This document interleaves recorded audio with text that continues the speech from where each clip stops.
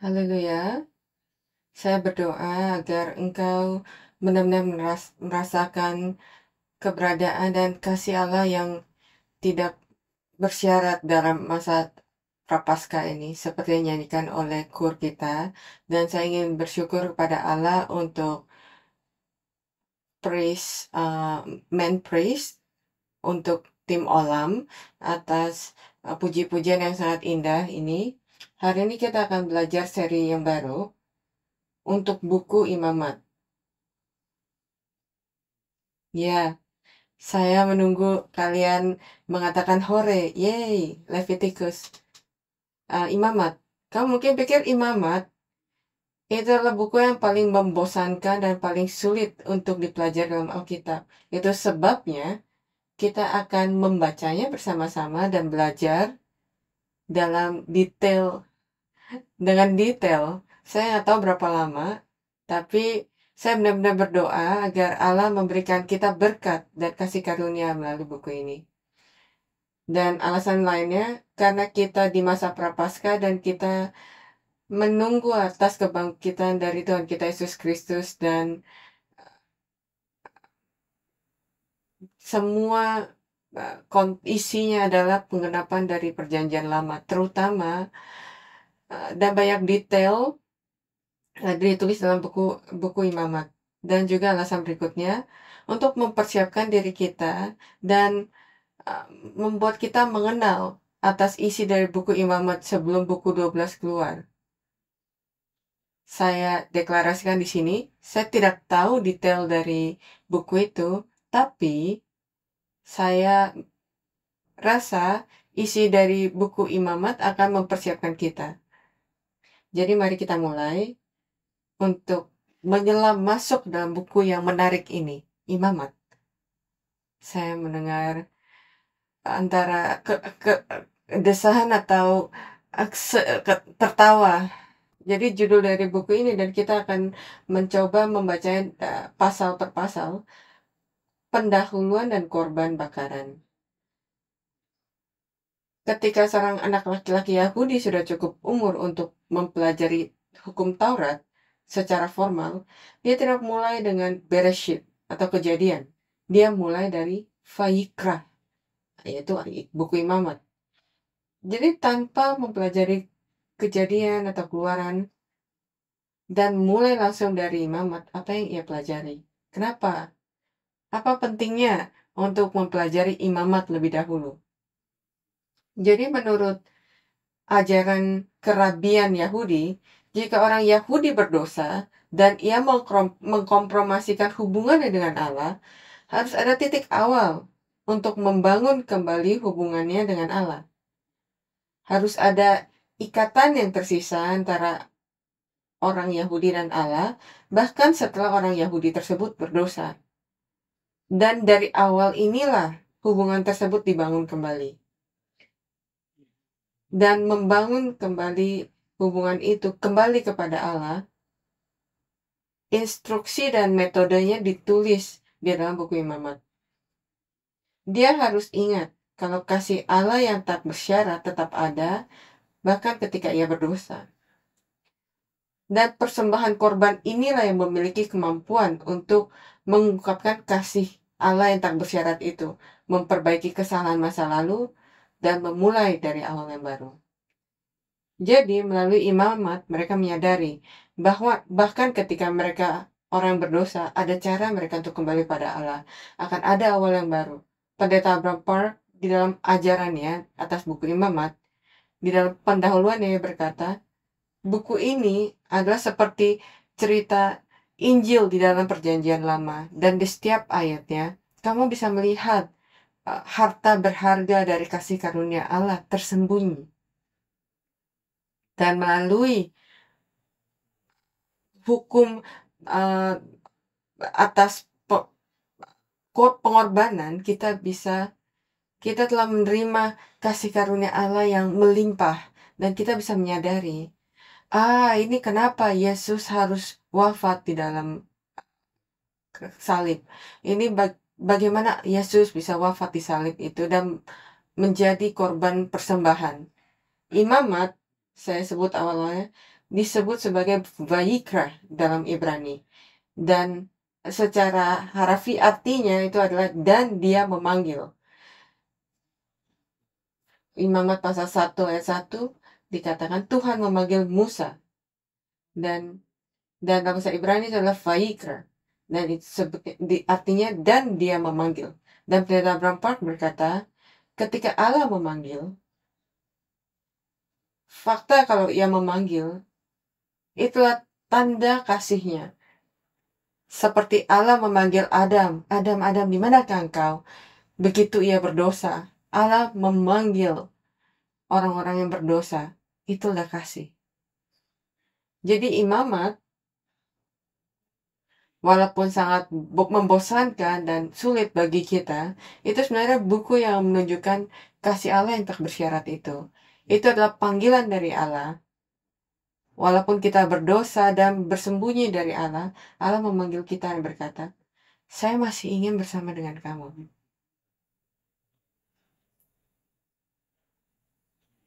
Ada pentingnya Allah memanggil kita. Biasanya itu tujuannya untuk membawa kita kembali.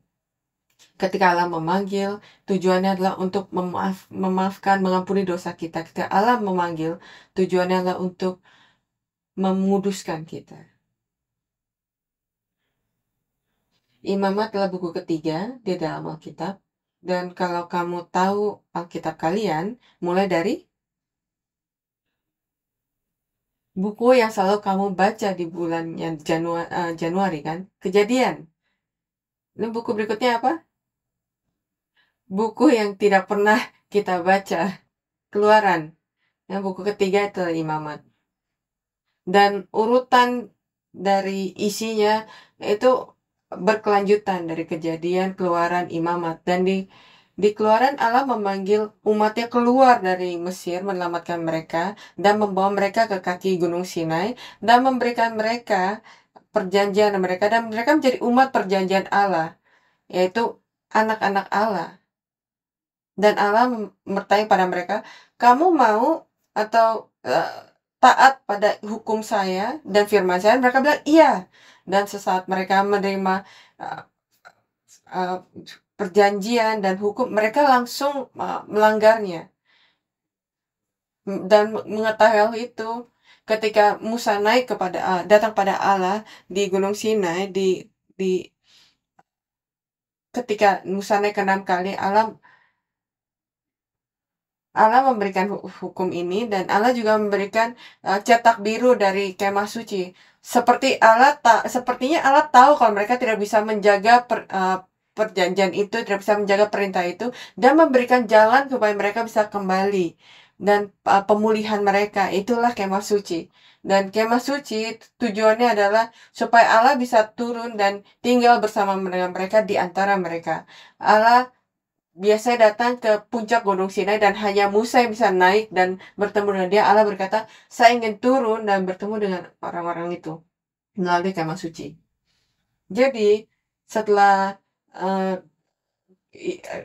kenaikan yang 8 kali, Musa mengkonstruksikan kemah suci. Dan ketika kemah suci itu selesai, Allah berkata, Musa, kamu keluar. Musa tidak bisa masuk ke dalam kemah suci itu. Mari kita lihat di Keluaran pasal 40 ayat 34 sampai 35, Keluaran pasal 40 ayat 34 sampai 35. Lalu awan itu menutupi kemah pertemuan dan kemuliaan Tuhan memenuhi kemah suci, sehingga Musa tidak dapat memasuki kemah pertemuan sebab awan itu hinggap di atas kemah itu dan kemuliaan Tuhan memenuhi kemah suci. Begitu kemah suci itu selesai, kemuliaan Allah muncul di hadapannya, artinya keberadaan Allah di sana, maka tempat itu menjadi kudus. Dan itu sebabnya Musa dan orang-orang itu tidak bisa masuk karena kekudusan dari Allah. Itu sebabnya dari sana Allah memanggil dia, menyebutnya Vayikra. Dan setelah imamat, Allah memanggil untuk memberi petunjuk bagaimana cara menjadi suci atau disucikan.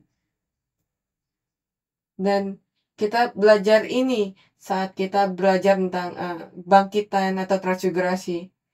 Karena kita harus bisa memiliki ini. saat penyelamatan terakhir ditunjukkan pada hari akhir. Jadi Allah memanggil Musa, dan apa isinya itu adalah isi dari buku Imamat, dan setelah melalui kitab Imamat, buku berikutnya apa? Kejadian, Keluaran, Imamat, Bilangan. Bilangan pasal 1 ayat 1. Mari kita baca. Bilangan pasal 1 ayat 1. Tuhan berfirman kepada Musa di padang gurun Sinai dalam kemah pertemuan pada tanggal 1 bulan yang kedua dalam tahun yang kedua sesudah mereka keluar dari tanah Mesir. Setelah Imamat, di mana Musa? Sekarang dia ada di kemah pertemuan. Sekarang dia bisa masuk. Saya berdoa melalui belajar buku Imamat kita bisa disucikan supaya kita bisa masuk ke dalam kekudusan Allah. Jadi mari kita mulai dari pendahuluan, pengenalan. Allah yang kudus dan umat yang memberontak. Orang-orang ini telah membuktikan kalau mereka orang yang memberontak, tapi Allah berkata, walaupun kamu berdosa, saya tetap ingin bersama dengan kamu. Ia yang menguduskan kita seperti Ia yang kudus. Jadi proses itu dijelaskan dari seluruh buku Imamat. Dan seluruh buku itu diatur dengan rancangan simetris yang menakjubkan yang disebut sebagai struktur chiastik. Kalau kamu lihat di dalam layar, kamu pikir orang bisa baca ini? Saya memiliki dalam warna yang berbeda.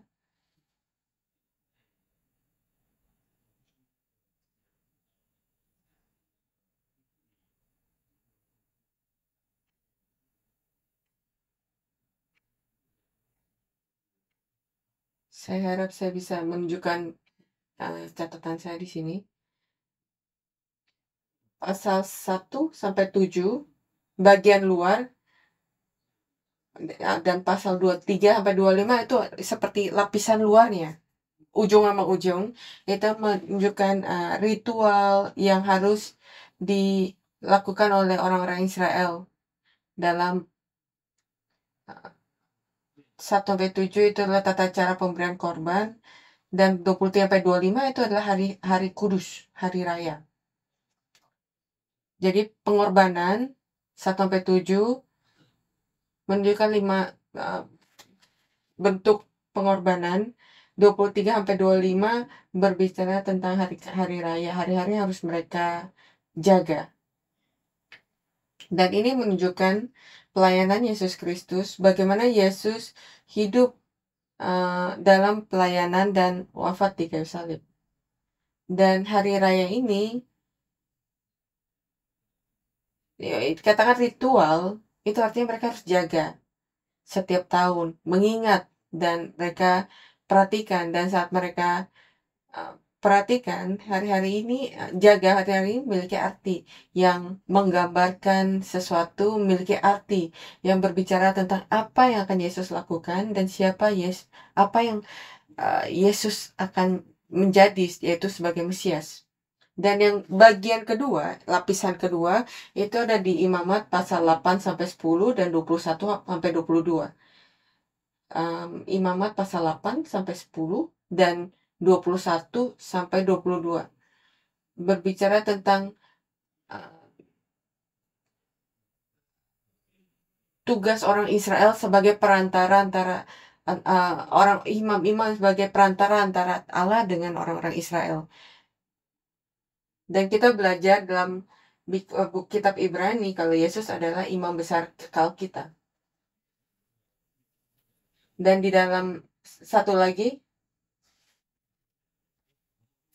pasal 11 sampai 15 dan pasal 18 sampai 20 itu fokusnya tentang penyucian orang Israel.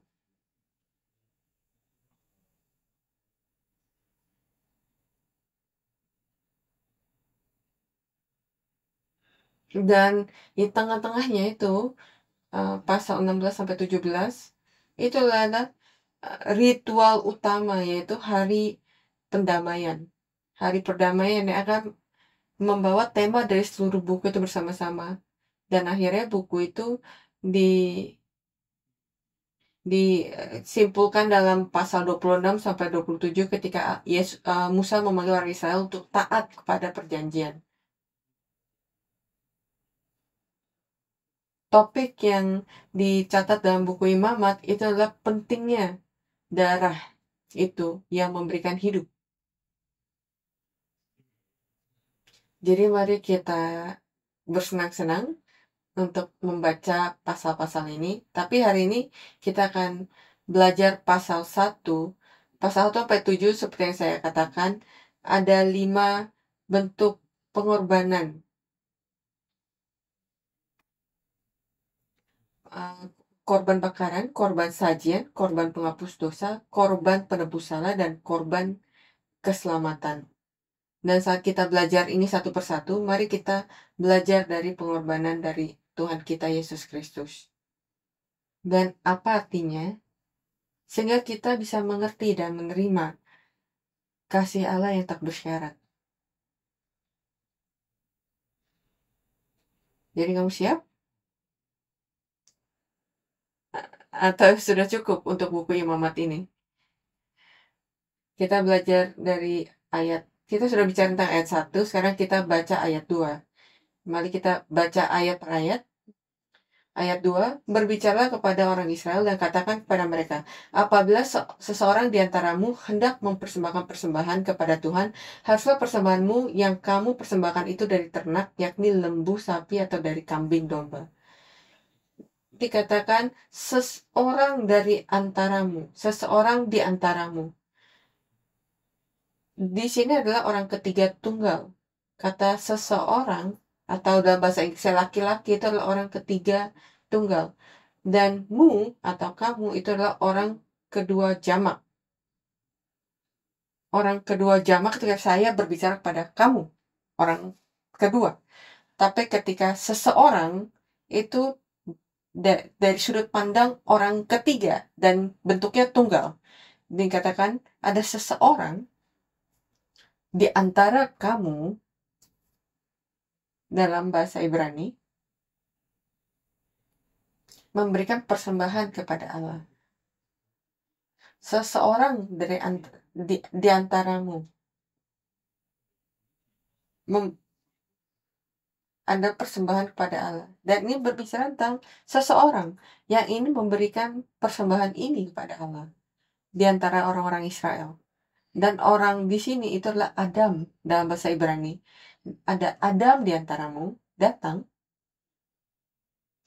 Jadi apa artinya bagi kita? Adam kedua Yesus Kristus. Ketika seseorang di antaramu, artinya dari orang-orang Yahudi, dari garis keturunanmu datang sebagai persembahan kepada Allah. Dan persembahan, kamu mungkin mau mengingat kata ini, karena kata ini akan muncul terus-menerus. Bahasa Ibrani adalah korban. Korban dalam bahasa Ibrani. Dan ini memiliki pengertian untuk mendekatkan diri kepada Allah. Korban. Dengan Q. Korban. Jadi, persembahan dari seseorang yang tujuannya untuk mendekatkan diri kepada Allah. Ayat 3, jikalau persembahannya merupakan korban bakaran dari lembu, haruslah ia mempersembahkan seekor jantan yang tidak bercela. Ia harus membawanya ke pintu kemah pertemuan supaya Tuhan berkenan akan dia. Jantan tak bercela. Ini disebut sebagai anak Allah. Jantan tak bercela.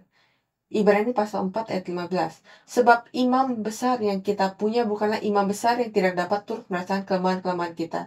Sebaiknya sama dengan kita, ia telah dicobai, hanya tidak berbuat dosa. Ia adalah anak Allah yang datang kepada kita sebagai manusia, sebagai laki-laki tanpa dosa, tanpa kekurangan, tanpa celah. Dan dikatakan di sini, membawanya ke pintu kemah pertemuan. Yesus berkata di Yohanes pasal 10 kalau ia adalah pintu. Dan kita juga berpikir kalau pintu itu yang ia lalui waktu ketika ia masuk. Terutama saat kita semakin dekat dengan Passion Week, itu adalah pintu masuk ke dalam hari Minggu Paskah. Saat ia masuk, orang memegang dia dan bertanya pada dia, berdebat dengan dia dan mencoba untuk membunuh dia. Yesus masuk dengan megahnya, itu adalah tujuannya supaya ia bisa dikorbankan.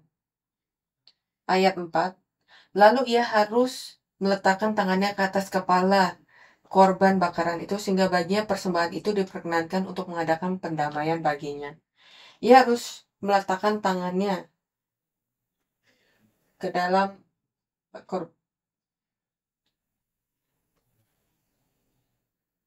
kepala korban bakaran itu, dan meletakkan tangan itu dalam konteks perjanjian lama bukan untuk memberikan berkat.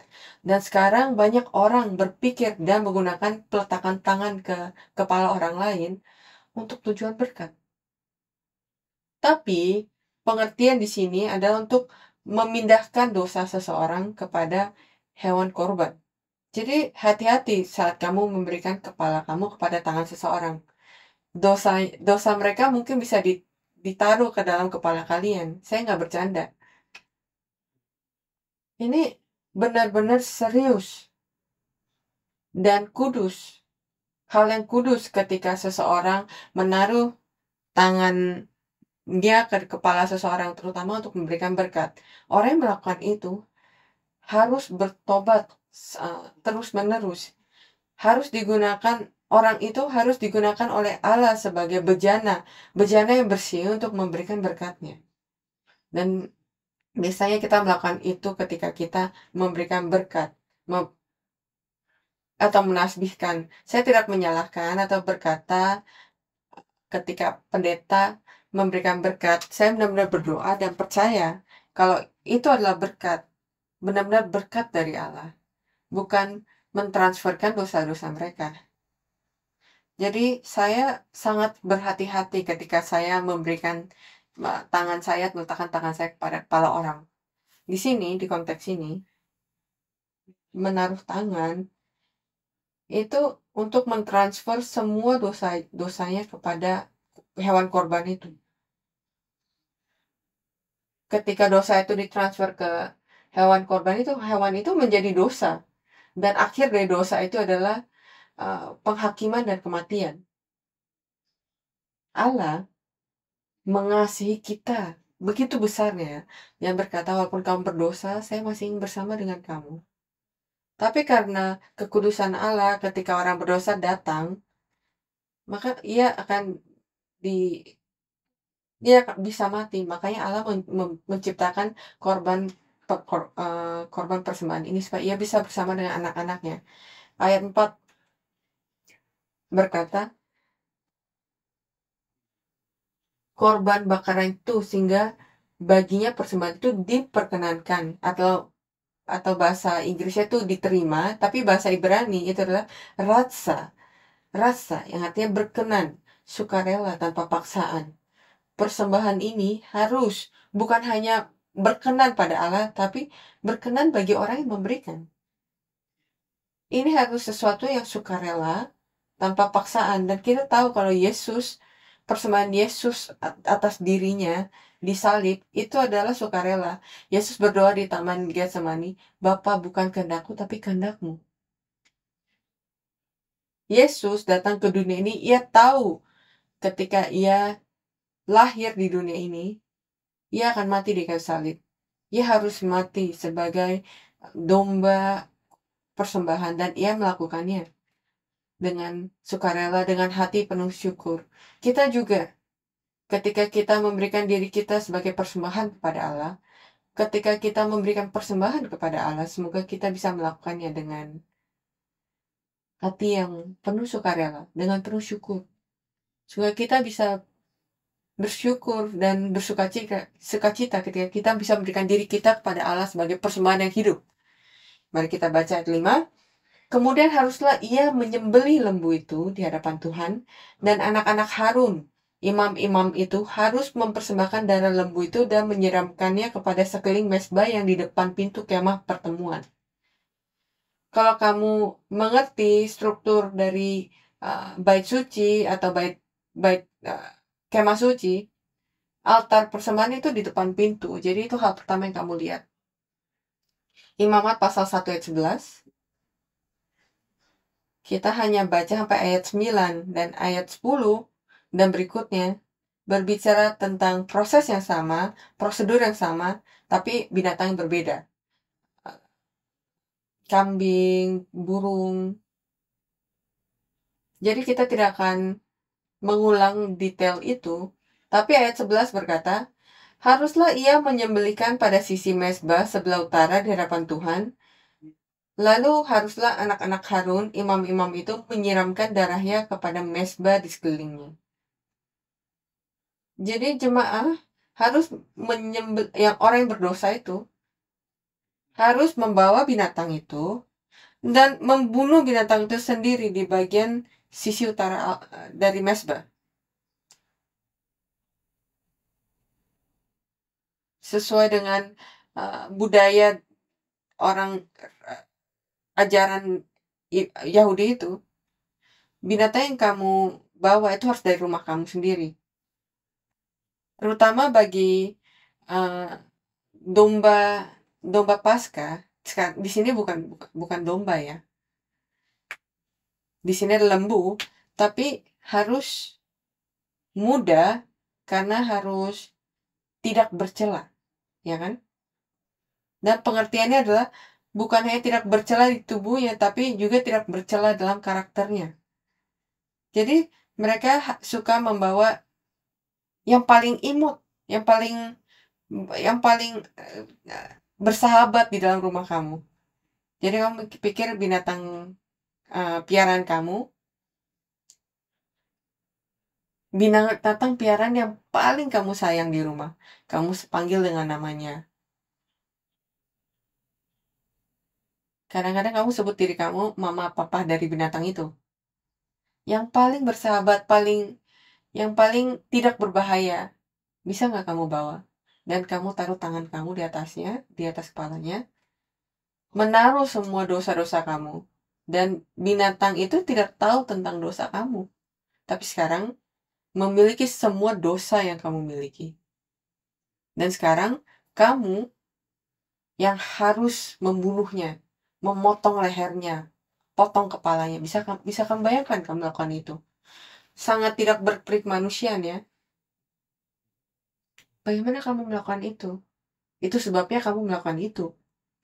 Saat kamu melalui proses ini, mereka menyadari hasil dari dosa. Bagaimana kejamnya, betapa menyeramkannya, betapa buruknya hasil dari dosa saya. Untuk membunuh dalam bahasa Ibrani itulah syahad.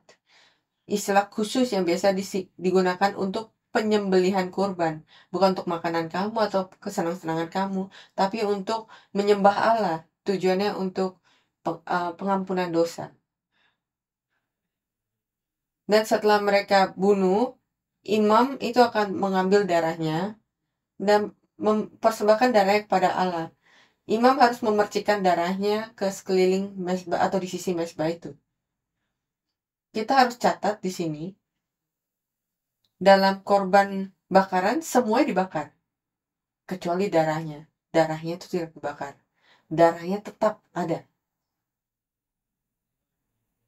Itu sesuatu yang harus kita pikirkan. Dan kulitnya, mereka harus lepaskan kulitnya dan potong, dan imam itu akan mengambil kulitnya. Darah Yesus juga tersisa untuk kita. Dan pakaian Yesus juga dirobek-robek dan diambil. Nah, kita lihat Imamat pasal 1 ayat 6-9. Kemudian haruslah ia menguliti korban bakaran itu dan memotong-motongnya menurut bagian-bagian tertentu. Anak-anak Imam Harun haruslah menaruh api di atas mezbah dan menyusun kayu di atas api itu. Dan mereka harus mengatur potongan-potongan korban itu dan kepala serta lemaknya di atas kayu yang sedang menyala di atas mezbah.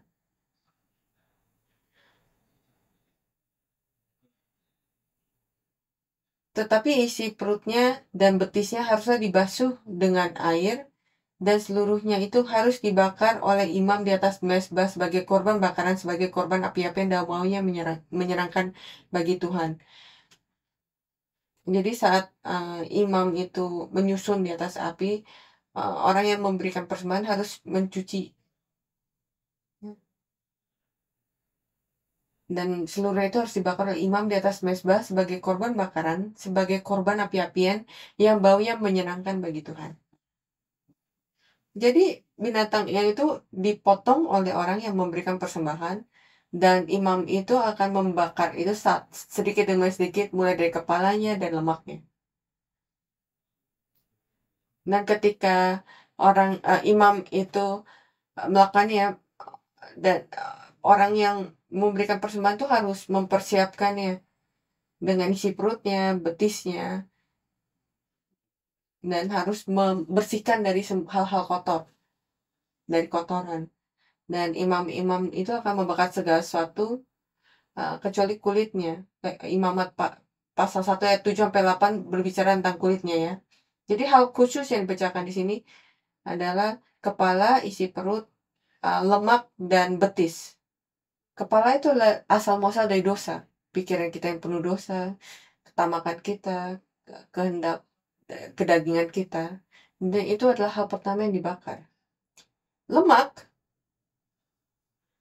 sesuai dengan pengertian Semitik, itu adalah hal yang paling berharga. Hal yang paling diinginkan. Sesuatu yang kita ketamakan kita, keinginan kita, kesukaan kita.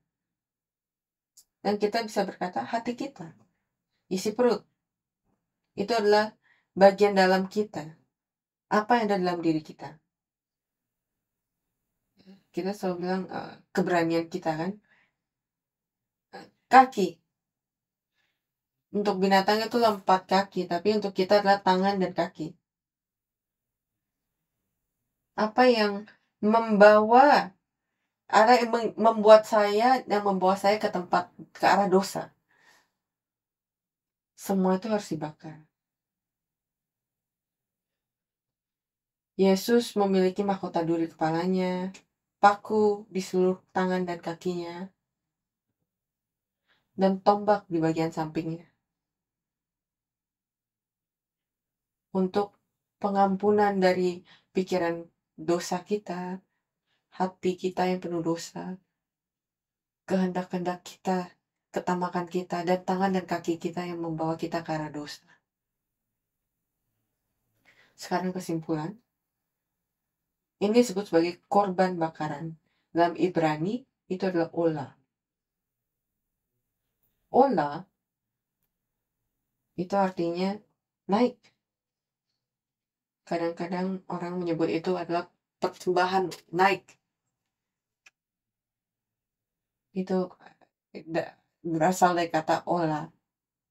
Ini tidak memiliki arti bakaran, tapi idenya adalah segala sesuatu yang semuanya itu adalah seluruh korban bakaran, segala sesuatu itu diangkat kepada Allah. Dan segala sesuatu harus naik kepada Allah. Idenya adalah segala sesuatu dibakar dan naik dalam bentuk asap dan aroma. Secara harfiah, Yesus memberikan seluruhnya tubuhnya. Dan ini mengajarkan pada kita, supaya Allah bisa menerima ibadah kita, kita harus memberikan seluruhnya. Api digunakan dalam Alkitab sebagai instrumen penghakiman Allah. Dosa kita saat dosa kita tuh dibakar. Saat dosa kita tuh dihakimi, maka itu akan naik. Kenaikan itu, elevasi itu terjadi. Kita belajarnya melalui pelajaran transfigurasi kan. Saat dosa kita itu dimaafkan, dosa kita itu dihakimi, maka sisanya akan naik. Itu sebabnya itu adalah saat ketika penyelamatan digenapi. Imamat pasal 1 ayat 9. Saya baca ayat kalimat kedua.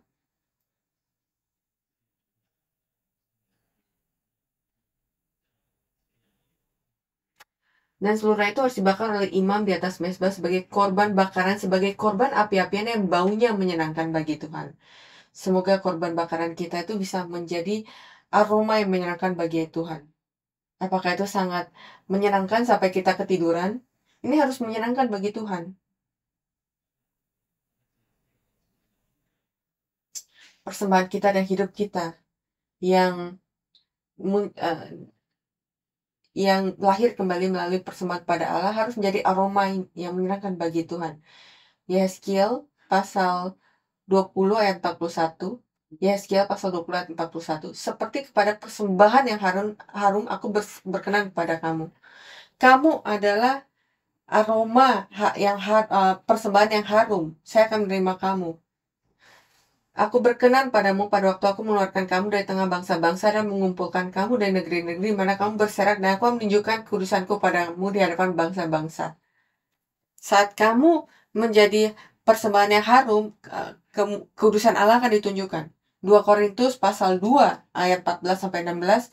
Tetapi syukur bagi Allah yang dalam Kristus telah membawa kami di jalan kemenangannya dengan perantaran kami yang menyebarkan keharuman pengenalan akan Dia di mana-mana. Supaya kita bisa menjadi persembahan yang harum, itu adalah pengetahuan akan Dia. Sebab bagi Allah kami adalah bau yang harum dari Kristus tengah-tengah mereka yang diselamatkan dan di antara mereka yang binasa. Bagi mereka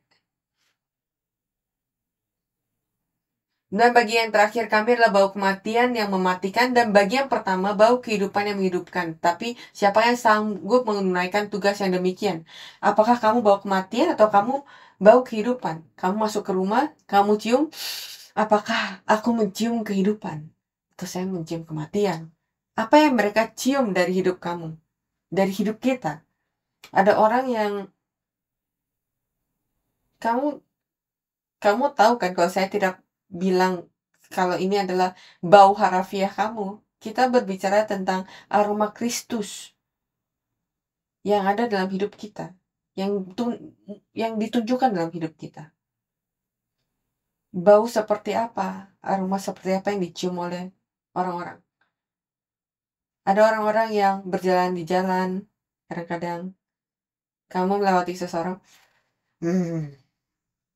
tapi ada waktu orang lewat kamu dan aroma itu atau wangi-wangian itu bisa membuat mood kamu jadi lebih baik.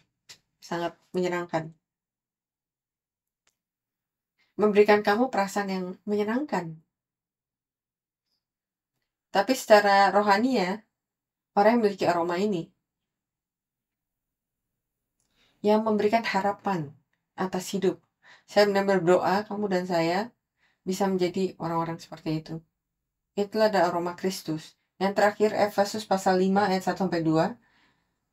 Efesus pasal 5 ayat 1-2. Sebab itu jadilah penurut-penurut Allah seperti anak-anak yang kekasih, dan hiduplah di dalam kasih sebagaimana Kristus Yesus juga telah mengasihi kamu dan telah menyerahkan dirinya untuk kita sebagai persembahan dan korban yang harum bagi Allah. Bagaimana kita bisa menjadi aroma yang harum bagi Allah? Kita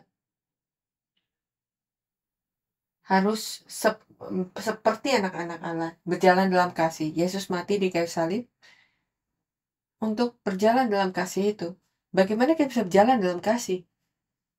Dikatakan kalau Yesus mengasihi kamu dan telah menyerahkan dirinya untuk kita sebagai persembahan dan korban yang harum bagi Allah.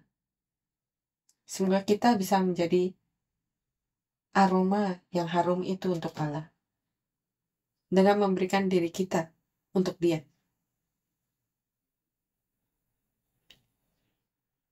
Basis dari bacaan ini kita bisa menyimpulkan korban bakaran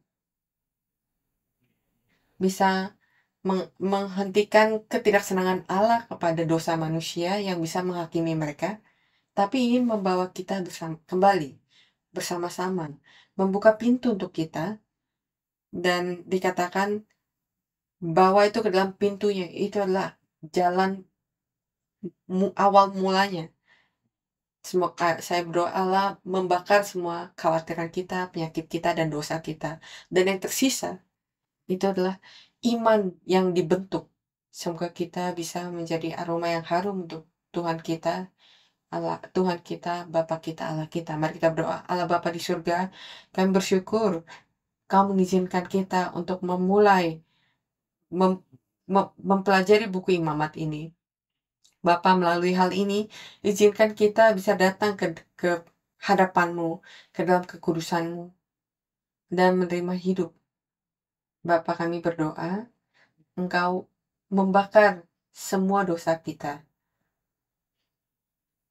Bantu kita untuk datang dan mengangkat diri kami ke dalam keberadaan-Mu. Bapa, kami takut karena kami memiliki begitu banyak dosa, tapi kami percaya dan kami bersyukur untuk mendengarkan suara-Mu memanggil kita. Walaupun kita berdosa, kami datang ke hadapan-Mu. Dan kami percaya, Bapa, Engkau akan membentuk kita menjadi aroma yang wangi, yang akan memuliakan nama-Mu. Dan sebagai hasilnya, semoga kekudusan-Mu bisa ditunjukkan dalam hidup kami. Dalam nama Yesus, kami berdoa dengan rasa syukur. Amin. Mari kita bersyukur pada Allah.